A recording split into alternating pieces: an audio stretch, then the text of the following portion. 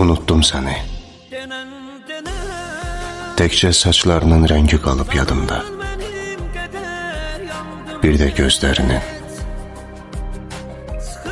Amma söz verirəm. Bir gün saçından dırnağınacan unutacağım səni. Gündüzlər yadıma düşməyəcəksən. Gecələr girməyəcəksən yuxuma. Bazar günlərindən zəhləm getməyəcək. Yazı sevməyəcəm daha. Mən dözərəm. Məni tanıyırsan axı.